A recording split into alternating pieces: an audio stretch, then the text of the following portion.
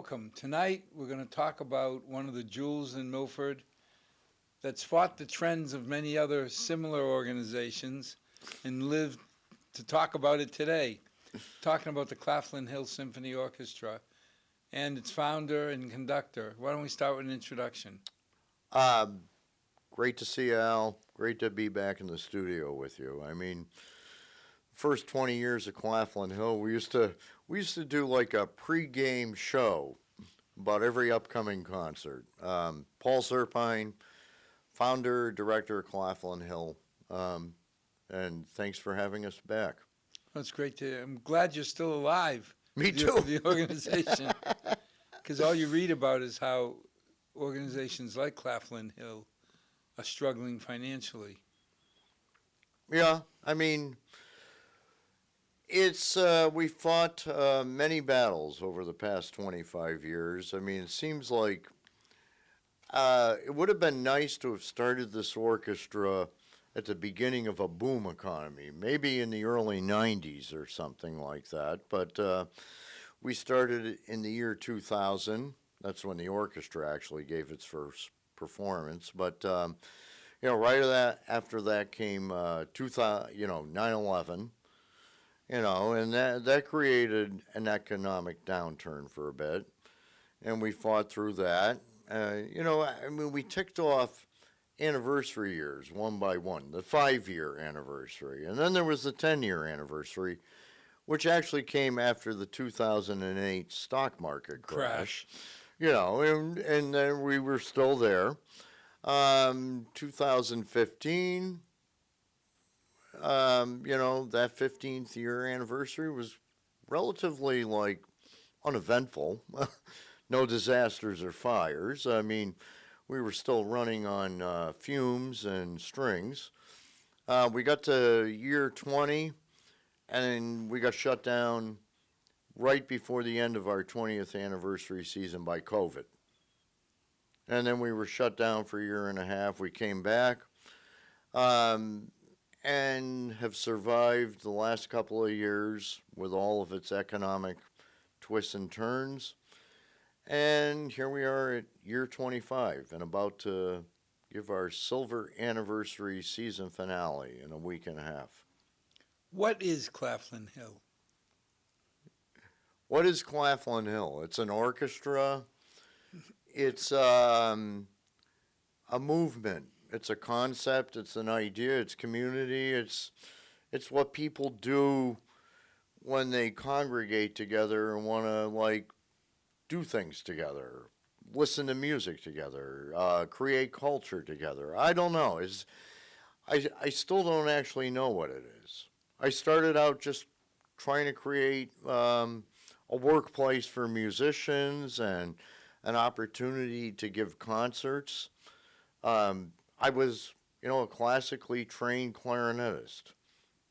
I wanted to play big symphony orchestra gigs. I wanted to perform all the things that I had studied in college.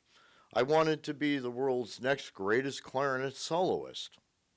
Because one of my teachers... do some solos. I do.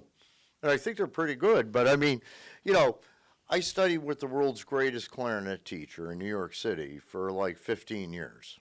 And that's not an exaggeration. I mean, people from all over the world were coming to this guy's studio, on West 67th Street, right off Central Park West, to take their lessons. One of his students had become the greatest clarinet soloist of our time, Richard Stoltzman. And there was a very small studio of students like myself who were next in line and all wondering who would be the next one. But life takes twists and turns. I studied for 15 years in New York. I played a lot of gigs all over the place, in New York, in the Berkshires, so on. Got married, moved to Milford, and started to think differently about the direction my life might take as a musician. Claflin Hill, in a way, the first insemination of that might have been the night they dedicated the bandstand in Milford Town Park. because the Milford Concert Band was giving a concert that night. It was 1993 in the summer. We had just moved to town the previous year. We were working on rehabbing a 150-year-old Victorian house on Claflin Street. And my wife said, why don't we go down to the park and see this concert with the baby in the stroller? You know, like you used to bring your kids to holiday pops, right? And we went there, and there was this concert band on the bandstand, and the park was filled with seemed like 1,000 people. There was hot dogs cooking and popcorn and lemonade, and it was kind of cool, you know, because I'd been playing band concerts like that previously in Connecticut, and in New York City at like the Goldman Memorial Band, which played at Coney Island and Lincoln Center, you know, all these summer concerts. And here was somebody doing it right here in Milford. And I went up to the band manager that night and said, if you need a clarinet player, give me a call, because I just moved to town and I don't have much going on. And he said, can you play next week? So that's, I started playing with the Milford Concert Band. Now, the Milford Concert Band has its roots going back to like 1946. Was started by the Musicians Union. It was like a partnership of the Framingham and the Milford locals to create a work job for musicians in their local, and they would give free summer concerts. And here this thing was still struggling to exist, and the town had just built a bandstand for it. And I started playing with it.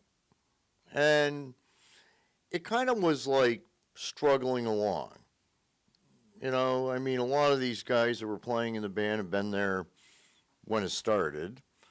And funding was getting more and more sparse. They kind of largely funded all the concerts they gave based on the Union Music Performance Trust Fund. So that meant every guy got $30 if he signed the sheet. You know, there was like a union. It's almost like something out of the waterfront. You want to get paid? Just line up here. The first 30 guys show up and show their union check, get to put their name on the sheet tonight, you know, and we get paid. It was like $30 when you got your check from the trust fund after taxes. You got $22.98 for playing that night. You know, it wasn't a going concern, but at the same time, I was starting to think differently about what I wanted to do as a musician. I mean, you know, I want to play, but I've got kids. I'm in this town that seems to have a music heritage. And if somebody paid attention to this thing, we could like bring it back. Well, you bring up a music heritage. You think of Milford's history, they always think of the sports history. But names like Jerry Seco. He's still working. Is he really? Yeah. I want to do a thing with Jerry this coming season after, when we start the jazz series Well, I again. remember when I first came to the concert, and I looked and I said, that can't be Jerry Seco, because he did my prom when I was at Milford High. And sure enough, there he was. Yeah. Jerry, I mean, it's like musicians never retire, and they never stop working. And, I just saw Jerry a few weeks ago, and I've talked to him. He's arranging things. He's still recording stuff, making CDs. He's not getting out and about as much as he used to, but a lot of guys are coming to see him. And it's kind of like the story you hear about Boots Mazzulli. If you saw like the Minichello family did a special on that whole Holy Trinity here from Milford. Boots Mazzulli and Ziggy Minichello and Bob Varney, they all were part of the Stan Kenton band. And after Boots retired out of the Kenton band, all these guys are coming to Milford to see him anyways and doing things here. So, I mean, Jerry's kind of still going, and there's all these people that were part of the Boots Mazzulli heritage that are still working here, and sometimes working at things produced by Claflin Hill, like Bob Tamani, the drummer, who's, part of our Sorrento Jazz Series. But there's people like, I remember Angel. our concertmaster in Yes. the orchestra, who's still here. He's with still us. there. Oh, yeah. Because wasn't it his mother came over once and we attended a concert where his mother was part of it? Yeah, actually, his mother just passed away this season, Oh. just before our February 8th concert. I mean, yeah, I mean, Ongo came to this country as an immigrant to From study Bulgaria? music from Bulgaria, right? It was after the fall of the Soviet Union, and a lot of Eastern Europeans started to come here because they had the opportunities to come to American music schools and study and get out of the failing Eastern Bloc countries, which were really in tough times after the fall of the Soviet Union. So Ongo came first, and then his entire family emigrated after. And his mother became our principal second violinist and played in numerous concerts, chamber concerts with me and Ongo So and he some was of the the first other. violinist and she was the He was a second? concert master, and she was the principal second. So, like, the two most important violinists in the orchestra. And it was like conducting United Nations, because if I stop sometimes to work on something in a rehearsal, and I'd say something, and then Ongo and his mother would confer with each other in Bulgarian, and then relay in English back to the rest of the violinists in the string section what they decided we were going to do here. And then I'd say, okay, are we good? Okay, let's go on, try it again, you know. But Margarita was battling several different cancer afflictions over the last couple of years. And right after the new year, Sorry to hear passed that. away. Yeah, and she was, you know, we memorialized her on our February 8th concert this season, which was a totally fitting concert to actually do that, because she would have loved being in the orchestra that night. We were doing massive things by Strauss, Richard Strauss, Death and Transfiguration. So in a way, we were playing the memorial music for her passing, and Gustav Mahler's Symphony No. 5. And the thing about Margarita, and this is like something about this orchestra, you know, after every concert for 25 years, on the Monday or Tuesday morning after the concert, I usually send a thank you out to the orchestra and congratulations on another heroic, magnificent performance, because we always like surprise ourselves at the concerts. Well, you always seem to be taking on more than anybody could We expect. push it. It seemed like we were getting two concerts in one sometimes. It always was. And, you know, sometimes the musicians in the orchestra can complain and say, oh, you know, but it's like by pushing ourselves, we get better and better.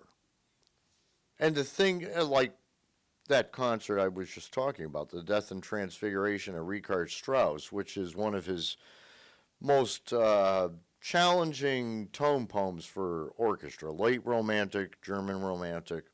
We did it about 20 years ago. This time around, we just read through it a couple of times in the rehearsal, because we were working big on the Mahler Symphony, and the Strauss, as our principal cellist, has been with us from the beginning. Johann Schultz said in one rehearsal, he said, yeah, I was surprised the other night when we read through the Strauss at the end of the rehearsal. It seemed pretty easy. I don't remember it being like that. It seemed so stressful 20 years ago. And this was just like, yeah, okay, you know, so we could pay attention to other things. But after every concert, I would send a thank you to the orchestra for all their efforts, and I still do this. And some of them will reply, a few of them. But Margarita would always send me an extensive email, a letter. You know, Maestro, thank you for this magnificent opportunity last night. You know, I mean, and she would go on and kind of give a, post-mortem, about how great it was. And, how inspired she had been by being part of it. And I looked forward to that all the time. And if she had a complaint about something I did, she would include that. So it wasn't all like, some kind of misogynistic thing. It was like, you've got to share that feeling, her playing with her son, because you had opportunities the same way. well, I have now with my own son, Right. and my whole family actually performed together. My brother's an opera singer who's That performed was with the night us. of the tenors. Yes, So he's going been back here 20 3 or years. 4 times, and my sister who's done 3 or 4 piano concertos with the orchestra. I mean, not to be bunch of No. nepotism, but I don't know. They perform great with the orchestra. The orchestra accept them as fellow musicians, and they also connect with our community. But I mean, it's a family thing I was going to that say, Milford Claflin Hill responds felt to. more like an extended family when they were out there than it does, and I think of the BSO. Okay, they're doing it for money. They're getting paid. It's a good gig. Yep, it's good pay. It's what we all aspired to in school, right? If we could get that job. But I mean, the BSO started, 140 years ago. And back then, it might have been more like Claflin Hill. Now it's a corporation. Claflin Hill was started by myself, without asking permission of my family to go off into this venture and risk everything the rest of my life. But I mean, it's always been a family business, just like any, the Spallones on Main Street, it was started by the father, who was a tailor, and the Olivas. I mean, this was our family business. And everybody pitched in. The kids came, with me to the hall on Saturday afternoons to help set up stuff. And, Susan would orchestrate all the volunteers. I can just and still imagine does. the night you came home and said, Susan, I'm going to bet our entire net worth and everything for the next umpteen years on setting up an orchestra. Well, I actually remember that night. And it was almost, it wasn't quite like that, but it was like over the dinner table with the kids, because we always had family dinners whenever we were, some nights I was home late, but there were a lot of nights where we always had dinner like we were taught, right? Kind of like Blue Bloods. Yeah, and yes, exactly. And one Tuesday morning, I was like talking on the phone with the director of the Worcester State College Chorus, and this was in the winter of 2000, and I had done some contracting work for her, providing orchestras in the last couple of years, and she had this big chorus piece she was working on with her college kids to present in the spring. It was called Carmina Burana, which Wasn't is that the first one? yes. Well, this is how it came Oh, about. I was going to say, wasn't Yeah. that the first one? That's the first one, and that's what we're doing in a few weeks. So, and this Dr. Christy Nigro, she said, this year we're really doing something ambitious. We're going to do Carmina Burana, but I'm kind of wavering between doing the whole full orchestra thing, or there's a reduction of it for 2 pianos and 6 percussion. And she said, it's budget. And I said, I'll tell you what. You can't do Carmina Burana with 2 pianos and 6 percussion. If you're going to do that, you need the whole thing. And if you do that, I'm thinking of starting an orchestra in Milford. There had been one and went out of business about 10 years ago. And maybe it's the time to try again. If you want to do the whole shebang, you come up with 50% of the budget to do it at your place and agree to come to Milford with us the next night, and we'll repeat the performance and we'll launch a brand new orchestra with it. And that was like, 10:30 on a Tuesday morning in February 2000, and then I went to Rotary Club meeting right after that, and I'm sitting across the table from Ken Cole, who was the president of Milford National Bank at the time, and he was like, "So how's the world with you today, Paul?" And I said, "Great. you know, and we'd already been doing family night, the bandstand, and summer concerts and things like that. And the bank had been supporting us through that. And I said, it's good. I'm going to start a symphony orchestra. And my memory is he had like a fork full of mescaline salad halfway up to his mouth. And he stopped and looked at me and was like, is there a market for that? I said, no, but we're going to make the market. You know, we're going to start it and they will come. And then that night I went home. Well, you know, I went home and my wife came home from work and we're having dinner and she was like, how was your day? I said, oh, good, I'm going to start an orchestra. You know, I just made an agreement with she was like, oh, that's nice. That's nice. How are we going to do that? And we had a board meeting pretty quick after that because we had incorporated as Claflin Hill Music Performance Foundation, Inc. in 1997. There's like a whole lot of different birth dates. You know, Family Night, the bandstand was 96. This coming year will be the 30th season. 97, we incorporated a nonprofit to help fund that. You know, and then out of that came other things which led to the orchestra in 2000. And so we had a board meeting, and none of them knew what Carmina Burana was. And they said, okay, let's go ahead. How much money do we need to raise? It was like 10,000. And one of our board members said they thought they knew somebody that would help underwrite this, and was like, that's great. About 2 weeks before, I still hadn't had any solid like confirmation of this. Finally got a phone number and a name to call, and when I called that person, they said they didn't know what I was talking about. And I had contracted a whole orchestra for a gig in 2 weeks, and suddenly realized I didn't like have any money. So I went to teach that afternoon, and I had a half hour free.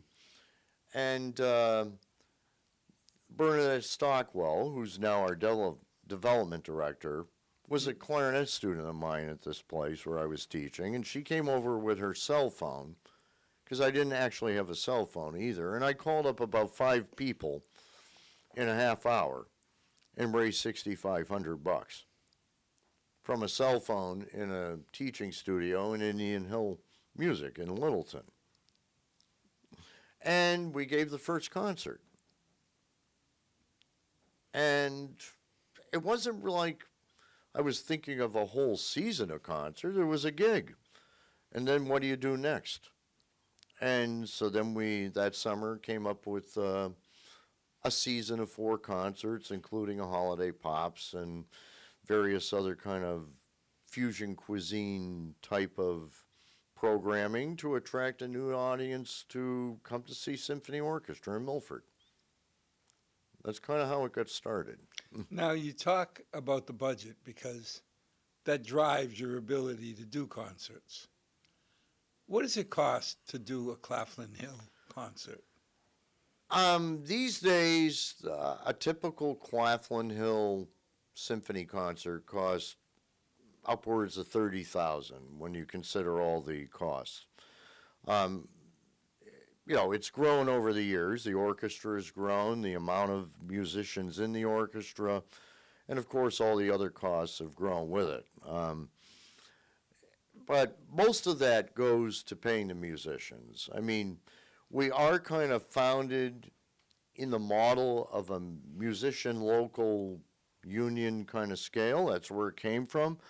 Everything we've done has been to create work for musicians and to increase the scale, to create a better job, you know, that someday this could be an actual workplace for musicians that they can rely on for income as performers, which makes it possible for them to fulfill all the other parts of being a musician in the community, teaching, you know, and moving forward the heritage that we were brought up with. Well, it always astounded me that the musicians weren't independently wealthy, so they were counting on getting paid to eat, and sometimes they would wait months for pay. Yeah. I mean, it's been, a sort of seesaw history, you know? I mean, we started out and sometimes they had to wait a few weeks or sometimes even a few months for checks, but I mean, it's not entirely unusual in this business. You know, there's a lot of orchestras and music performance organizations that are trying to produce concert events and hire musicians, and they don't always have the financial strength to pay them immediately. Or, I mean, there used to be a joke. There was a Boston opera company back in the 1980s, 90s. A woman named Sarah Caldwell was the director and founder of that. I mean, they were trying to make a go of it, you know, to be another opera company in Boston, but they struggled. And sometimes the joke was that if you were at a rehearsal and they handed out checks for the previous gig, you better go to the bank at the break. And if you were last in line, the check might bounce. I mean, we've never bounced a check on a musician, and we've never reneged on a musician. And all of our musicians really seem to, like I said, it's like a family. It's like a family business. And they were there at the beginning. And some of them came later, but they became part of the family. And they realized that this is almost like a profit-sharing organization. I will pay them as much as I possibly can to the point of having no money at the end of the year, and we'll always make more. It's not like we need to make a profit and I'm going to like shim down on what we can afford to pay them on this concert so we can save money, but let's make it as beneficial as possible for musicians. Well, my first Claflin Hill concert, please don't be insulted, but I went in with low expectations. I'm thinking, BSO, what am I going to expect out of the Milford Symphony Orchestra? And I was totally blown away. It just, I didn't expect the quality, the atmosphere that I got. Yeah, I mean, I think most people have always had that same initial reaction or experience with Claflin Hill. I mean, they come as guests or friends of somebody else that said, "Oh, you got to come see this," and you think like, "Oh, how good could it be?" I mean, I've heard that over and over. And then when they get there, number one, we have a beautiful venue. I mean, the Milford Town Hall is a historical site on the National Registry. The person that was the architect of our town hall also did the Vermont State House, I learned recently. You know, I mean, our, what I call the Grand Ballroom, you know, the Upper Town Hall, which was designed for the community to come together in. You know, town meeting and other cultural events. I mean, going back for 100 years, the hospital annually had their big Melange. Annual event there. I mean, going way before Melange. I mean, going back to early 1900s. I mean, people told me stories about it. The annual hospital ball at Upper Town Hall was something people came to sit in the balconies just to watch, you know, watch the other people promenading on the main floor. And it's been the site of performances by people like Enrico Caruso and the Vienna Boys Choir and Enzio Pinza that came to Milford, you know, over the past 100 years. I mean, so when people walk in and they see this space, and my wife, Susan, and all of her volunteers do great work to decorate the hall, to enhance it, to make it feel when you come in. How did you pick that, the hall? How did you decide? I didn't. It just was there. Somebody told me about it in like 1998 after we had, you know, been doing family night at the bandstand, and, you know, we had this Milford concert band, and maybe we could do some indoor winter concerts. And somebody said, hey, you know, you should check out the Upper Town Hall. I mean, nobody's using it right now, and I don't think it's open, but, you know, that'd be a great place to have concerts. And this was before they refurbished it. They did a big project, like 98, 99. But I walked up there one day and just peeked in the door, and, you know, there was scaffolding up, and the ceiling was falling down, and it was a mess in there. But I thought, wow, what a hall this is. This could be like a symphony hall. And it is a symphony hall. Symphony halls are rectangular box shapes, about 2.5 stories high with hardwood floors. That's what we have. Sounds like the Milford Town It's Hall. the Milford Town Hall. It's a perfect concert hall. There's nothing like it anywhere around. So there's that. And then when people hear the orchestra, they're just astounded. I was amazed. I mean, they expect a nice little thing. A couple weeks ago, you know, because as you know, we had a little bit of a kerfuffle this year in our funding, and had an emergency initiation of a Legacy 25 campaign because we had to cancel a concert due to lack of corporate sponsors. But the community just kind of erupted in a ground surge of support, and people were calling and sending in checks, and people that were donors already were adding on to their commitment, and new people were coming awake. People that had discovered the orchestra and really hadn't thought about how it's supported yet, but suddenly they said, what can we do? And one of these gentlemen that wanted to come in and do his part, his name's Richard Thorne, guy from Mendon. Him and his wife Linda have been longtime season ticket holders, and they come with a couple other friends of theirs. And Richard came in to visit me in the office a couple weeks ago, and we had a long talk. And he said, you know, and he's educated enough where he's always been interested in classical music, so that's what drew him to give us a try. And he said, when I first started coming, for the first couple of years, I always came with an expectation of listening for something that was like a blurb or something wrong, a mistake. You know, but he said, and after a while, I realized I'm not going to hear that this orchestra doesn't do that.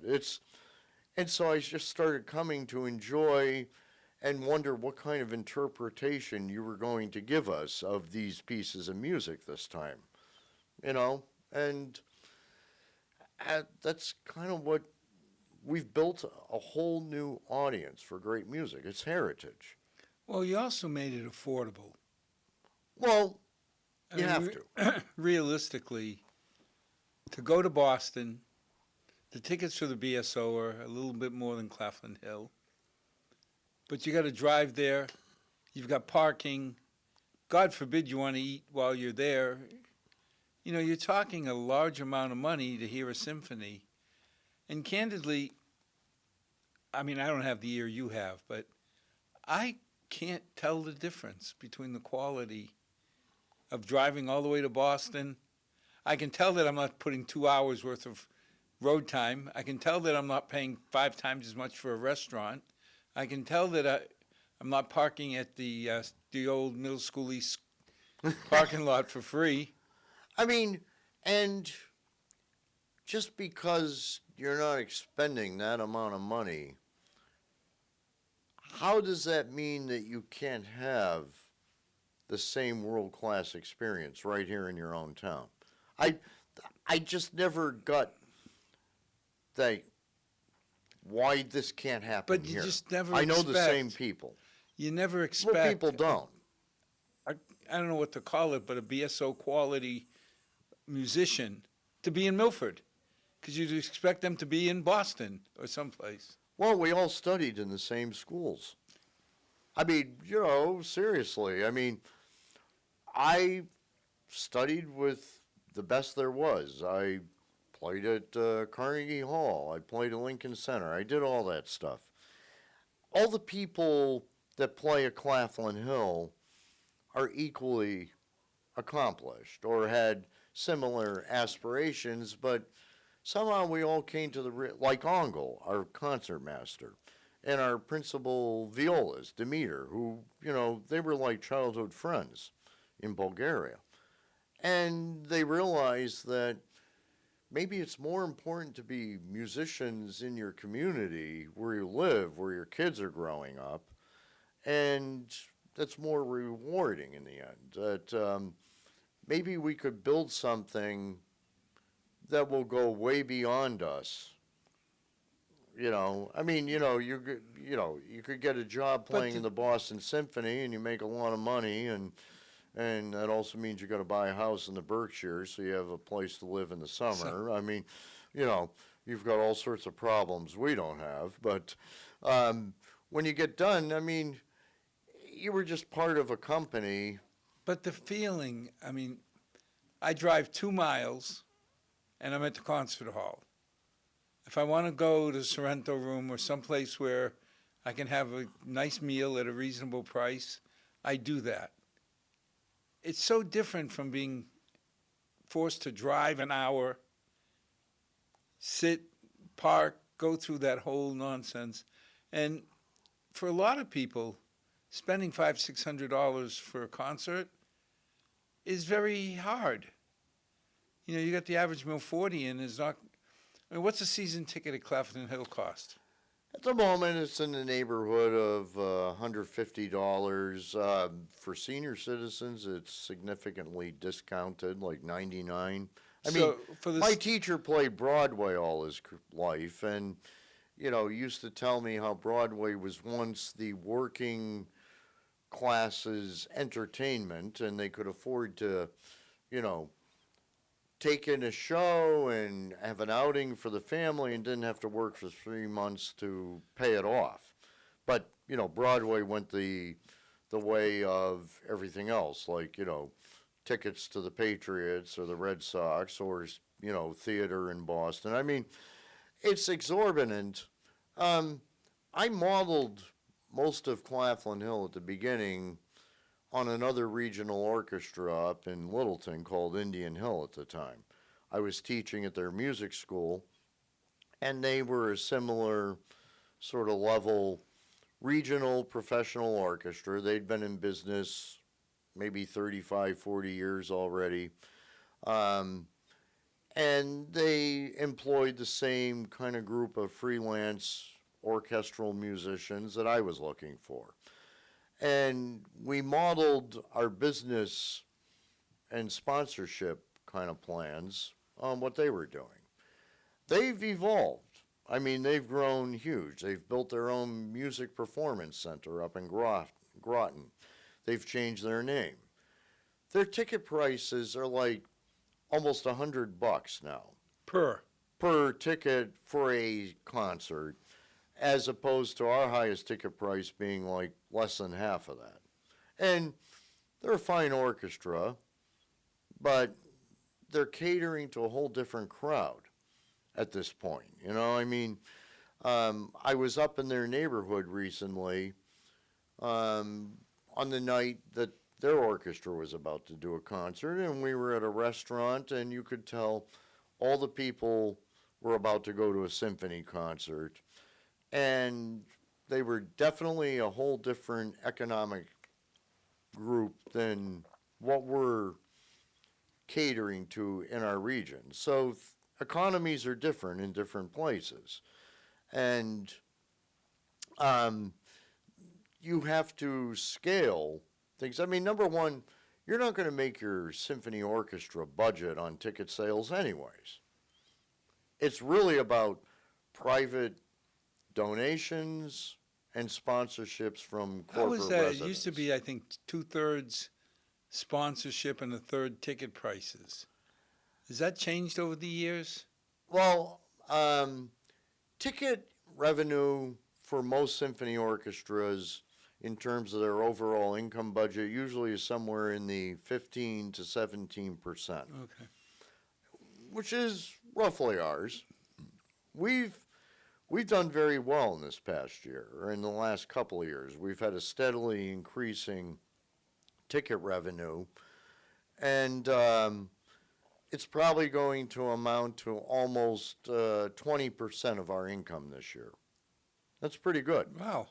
Coming from a place that didn't have orchestra before. Well, coming from a blue-collar working town. Exactly. When we started out, our corporate sponsorship revenue versus our private donor revenue was 2 to 1.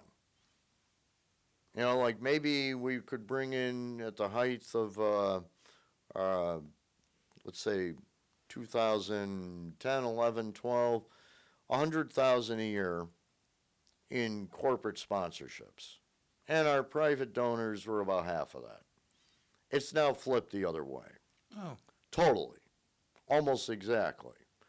That's a good thing in terms of private support. It shows how much our community actually values Yeah, such a but thing. is a lot of that because of what Claflin Hill does? I mean, when we went Tuesday nights in the summer, you've got outreach to the community. The 4th of July. I did the pilgrimage of going into Boston for the 4th of July festivities. I got to tell you what, I would rather be at Plains Park. You know, back then when we had your orchestra playing and you'd And the go fireworks going off overhead. there's the trailer where I'd get yelled at by my darling bride that I shouldn't be eating the hot dogs that Keith Katazzi's sliding me. or John from Eckerman. the Lions Club. From the guys, Lions yeah. Club. They But- always saved me a sausage at the end of the concert. But it felt different when I could walk around and there's the blankets with my neighbors and friends versus being in Boston, paying a fortune for a hotel room and not knowing anybody. Exactly. I only want to go to places where I know people. Yeah. I mean, you know, this whole campaign, which we've now, you know, called the Legacy 25 campaign, which was something we should have been doing this year anyways, because it's our 25th anniversary season. And what do you do when you hit a milestone? Well, raise more money. I mean, if it's my 25th birthday and you ask me what I'd like for my birthday, cash is good. You know, short of that, a new Mustang. But no, you know, we should have been doing this. Anyways, the sudden kind of like realization You that we should had have to been like, doing it, but let's see, you were busy raising money for 4 major concerts, raising money for the Tuesday bandstand. we've been going along, but so this little sudden realization for all of our community that, wow, you know, this just doesn't happen. And even though it's totally amazing when we see it, you know, it's not a slam dunk that it's safe. Nothing is ever safe. We're all, you know, everybody's a day away from extinction. But at the moment that we did that, this woman came forward, Maxine Jonas, who emailed me right after I had sent out an email to the orchestra saying we have to like cancel the March 8th concert. We'll be all set for the rest of the year, but this is an adjustment we need to make to ensure the future of the orchestra. And I got an email before even the public announcement went out from this woman who I didn't know. The name was familiar, and when I looked it up, she had bought a season ticket. She's from Charlestown. And she's a friend of one of the orchestra members, and that's what brought her out here. And she wrote a little testimonial for us that said that when she comes to Claflin Hill, it's just so much more warm, friendly, accessible. The rules are simple in this gracious room full of heritage, and it's just community and friends coming together that you don't get in, I think she put it, those transactional corporate entities in town, where Well, you're just a customer. I think she's said something profound. Yes. The BSO, you feel like you're going to a corporate event. Everything is set up and there's the rules. And Yeah. you feel like you're walking in and you will do this, you will do that. You don't feel that at Claflin Hill. You feel like you're coming home. No, it's just people. It's like the park concert crowd coming indoors with, nicer clothes. And we kind of extend the intermission because that's kind of a big part of the concert is to hang out and talk to people. Just to catch up with you all your hate to, neighbors like, and friends. it's like I'm out in the crowd. It's like, I got to get back. I got to blink the lights. We got to get the rest of the concert on. Otherwise, we're not going to be leaving here until 10:30. That's your fault for picking up two concerts in one more than not. I mean, You got to give the audience. Orchestra concerts should be like Michael Bay films.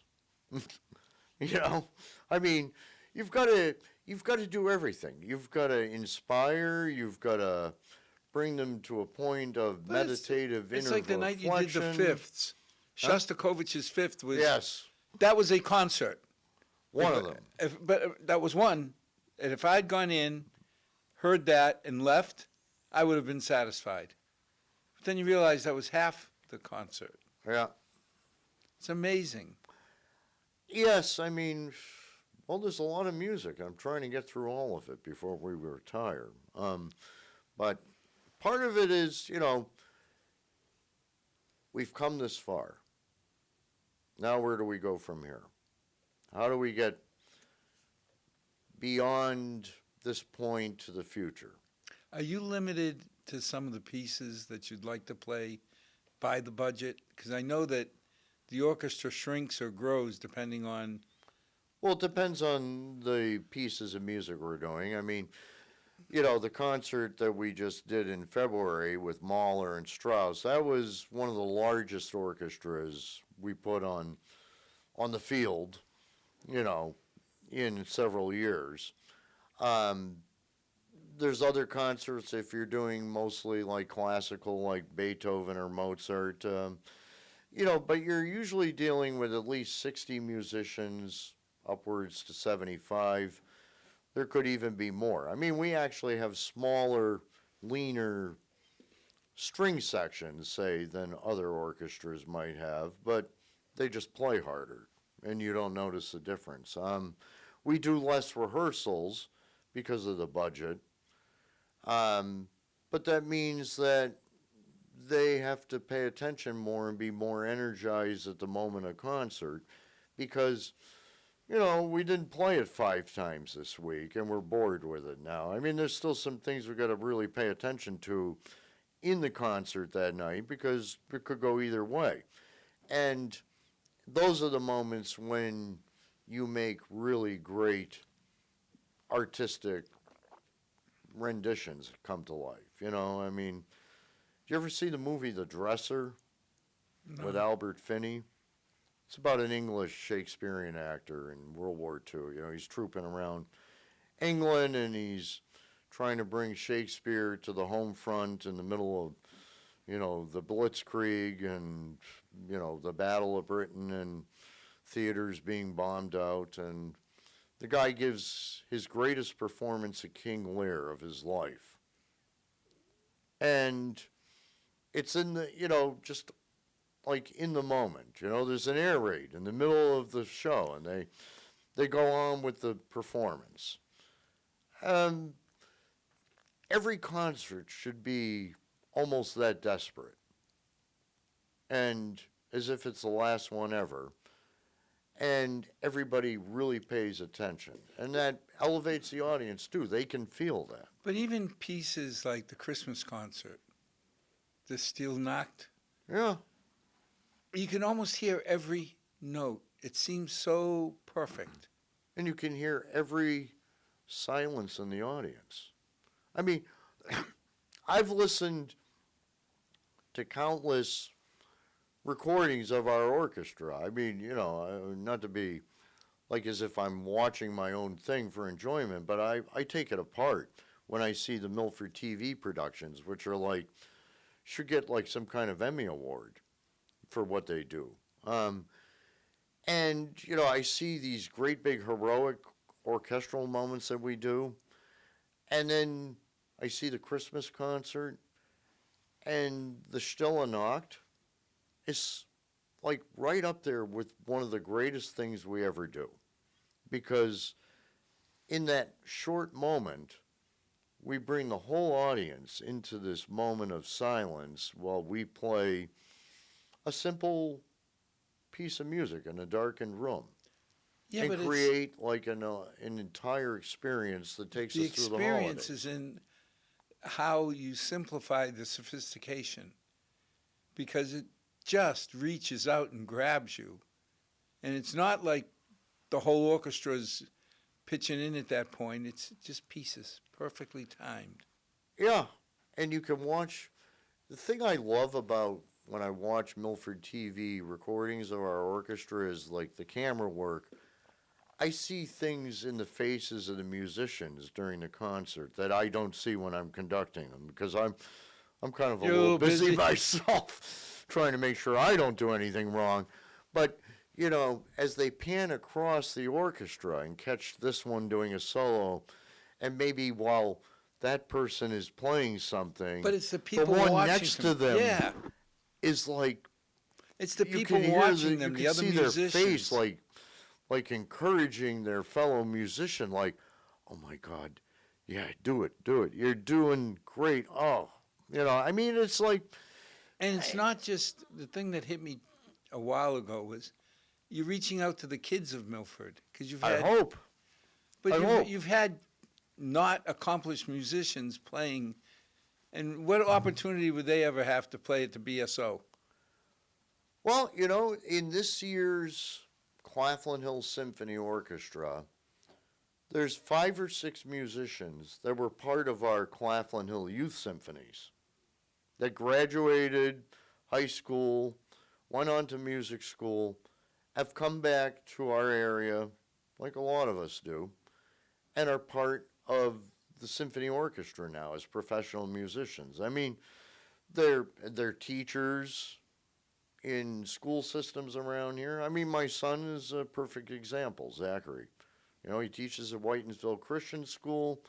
I mean, he was concertmaster of the youth orchestra, went to UMass, graduated. Now he's a personnel manager of the orchestra. There's several different musicians in the orchestra, and some of them are talking about eventually restarting the youth orchestra Oh, themselves. wow. I mean, I think that would be great in the future, that the alumni of the Claflin Hill Youth Symphonies reconstitute their own youth orchestra with the same ideals that they were taught. Because when they come into our orchestra, they fit right in because they kind of were But groomed that's by such their a mentors. tribute to what you've built in this community. The fact that your own children, whether it be Zach, who is a child of yours, or the other kids who are a child of Claflin Hill, want to come back and pass that on There's to something about it, you know. I was talking to somebody the other day, you know, and I've seen some promotional things on MTV too about the Shen Yun. It's an interesting before thing. communism. Yeah, it's I got a kick out of how they threw Yeah. that in. yeah. Well, it's a free China kind of cultural thing. I've never really paid that much attention to it. Zach has checked it out. A friend of ours went to see it recently, and you know, what I know of it, it's truly amazing. And it's like a whole portrayal of a heritage of culture that, by the way, also integrates, it's like a melding of China or Asian culture with Western culture because they have an orchestra. And that wasn't like native to their Yeah. culture. I mean, they took on Western music and embraced it and then integrated it into their own culture. And in a sense, that's what Claflin Hill is our own Shenyun for our region. I mean, it is of our own people, for our people, and is existing at the same level as any major orchestra of its kind anywhere around here. And we need to get back to someday we need to talk about corporate support of this, because all these things came to be, 100 Well, years ago. If because somebody was of- to ask, how can I help Claflin Hill? First of all, get out and buy tickets and be there. But secondly, you have a program. It tells you what corporate sponsors are helping. You go into the bank, let them know that, hey, I saw your name. Exactly. And if you're concerned, if we all have a responsibility to support our local communities. There was a politician that once said something about all things being local. Good old tip. Yeah, and his just equally great fellow politician adversary also said something is always only one generation away from extinction. And we live in both of those worlds. Everything is local, and everything we cherish is one generation away from disappearing if we don't caretake. If you don't perpetuate it. When Claflin Hill came into being, we had the benefit of a very strong, locally based Milford business community. A lot of that has disappeared at this point. The banks The banks get bought by out bigger bigger banks. and all of a sudden it's national campaigns. Yeah, which doesn't affect us. Then there's companies that are high tech that exist here that once were supporters, but they get bought by other high tech companies. Bigger, Their masters are in France, or they're in Japan, or they're somewhere Yeah. else, and they no longer pay attention to what's local. And Well- we need to advocate more as a population, either through, letters to our elected officials. I mean, they can bring responsibility to bear on our corporate citizens who exist here, I mean, we had Amazon here for a few years in Milford, created havoc. And every purchase you make on Amazon is a nail in the coffin of local commerce. If But money doesn't come here, it never did. But again, it's a treasure that we have this symphony in Milford. Anything you can do to support it is welcome, not only personally, but as a community. Because then you'll see the 4th of July, the Tuesday band concerts, and all of the activities that Claflin Hill's involved with, helping our children explore music. Creating community for the future.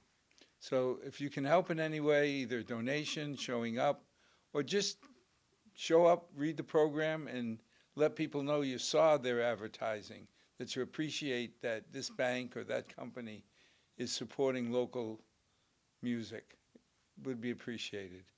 And maybe come fall, you can talk about the new season. We have plans.